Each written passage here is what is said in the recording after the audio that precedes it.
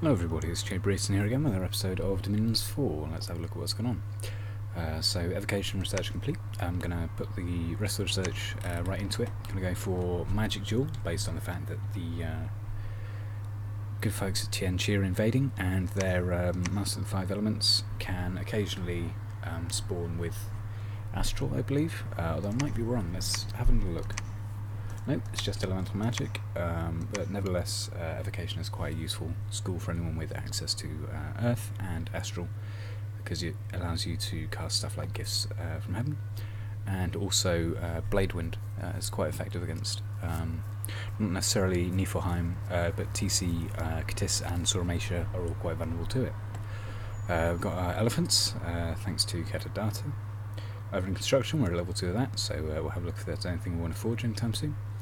And I guess we can see one of the minor but quite nice things that I think my mod adds, which is instead of all TC's guys being referred to as footmen, splits it up. So we've got shield footmen, pike footmen, and the other type that I forget, but they're all uniquely named, which just helps with a little bit of organisation more than anything else.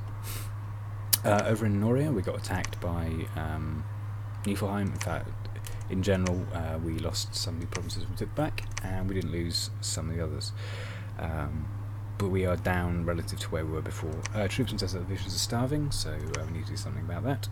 And in addition to that, this guy needs to be empowered into fire level 2, which is a bit of a shame, but them's the breaks.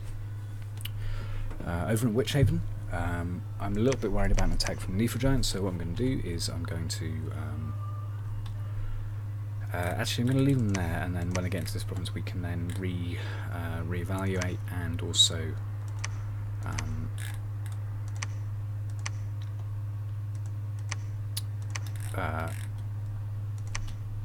sorry, just give me a second here, I'm just thinking, what the hell happened? Did someone die? Maybe they ran away. Yeah, okay, this guy ran away. That was foolhardy. Stay behind troops. So these guys are going to be led by the Giek General. In the meantime, we don't want to lose out on any of our forces being given orders and generally made as useful as possible. Right. So we don't actually have enough, well, when he's empowered we will have enough gems to do this, but until he is going to be slightly underweight. With these guys, I might actually give them gems in advance, just in case some kind of bad event burns down the lab rather in this province.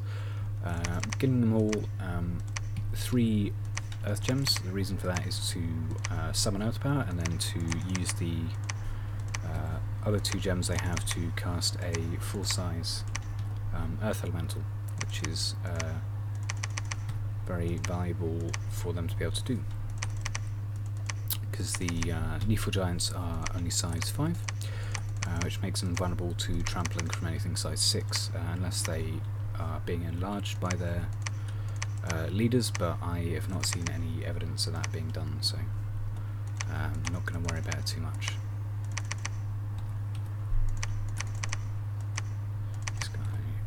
Gems, and give her 3. Right, make sure she's got retreat orders, and let's put all these guys right at the back. Means we're going to have to do some reorganisation once they get into another province, but them's the breaks.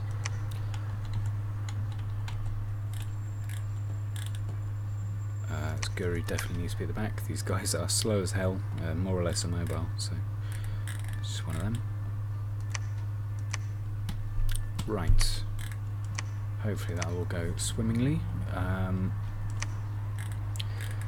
terms of other things we can recruit, this guy here, the Ghoulfather, is a High Magus who leads a bunch of ghouls, as you would possibly expect. So he is quite a useful commander, if not completely vital. He'd be very handy because he's a natural caster of flaming arrows with a couple of gems. We can alchemize it if need be, but I would much rather use whatever we have instead, basically. Hopefully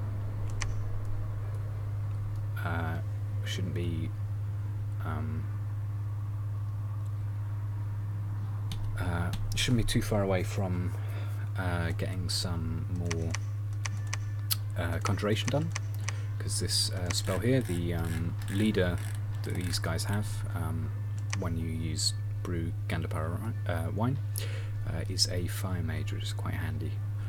The Asura are kind of middling. We've seen them before, but basically anything they can do is always to be treasured, shall we say. Sorry about noise in the background. That's a wonderful outside world for you.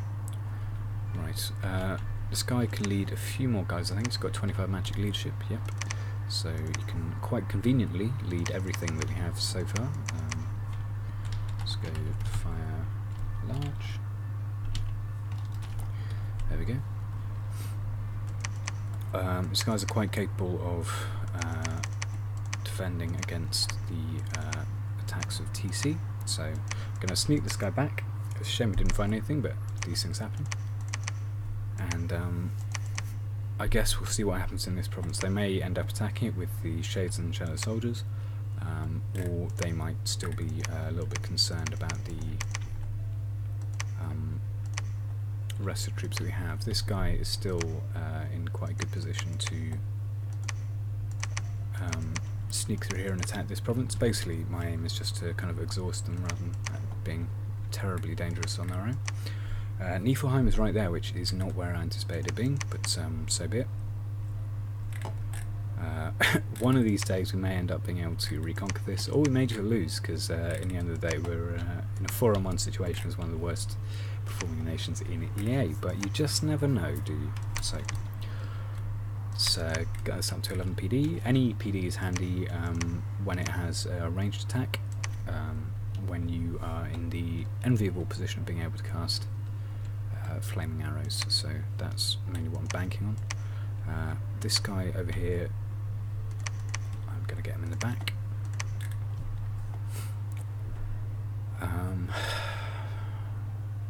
It's difficult to know what to cast to them. I think I'm definitely going to go for Mist Form as number one aim, and then we'll see after that. Maybe I'll give him a couple of air gems and have him cast a couple of air elementals. Similarly to the earth elementals, these guys can trample size 5 enemy units. Again, they may very rapidly learn to use enlargers, but it looks like their regular armies don't contain any nature mages, so we should be at least a little bit safe from that. Yugen over here, I'm tempted to pull them out and attack the deer tribe here, just to try and firm up our borders, but at the same time that is kind of an invitation to these guys over here. So in an awkward position. Hopefully we'll soon be able to go on a counter-attack though, once we get this guy with flaming arrows ready, and then at that point we are going to be able to make a bit of a mess of Niflheim's troops, including the Sacreds. Let's go patrolling. You basically never want unrest to be high, especially not when you have misfortune in the province, which we unfortunately do due to the Veil of Infinite Horror. The other thing it does that I'm not really looking forward to is that it horror marks units, and a horror mark is never a good thing. In terms of mercs, we can't afford any, so that's just where we're at. Onyx Sorceresses will keep producing them because they're still a useful commander. These guys will keep preaching because it's basically continuing to establish our heat dominion, although we are getting into slowly getting into winter, which is going to make the provinces a little bit dangerous in terms of the risk of it getting cold. Even with their heat 3 dominion, that's just one of those things that you have to run up against. Hopefully next turn we'll get some good luck events to provide us money, but we may not, you just never know. Anyway, thank you very much for watching. I've been jBrereton, and goodbye.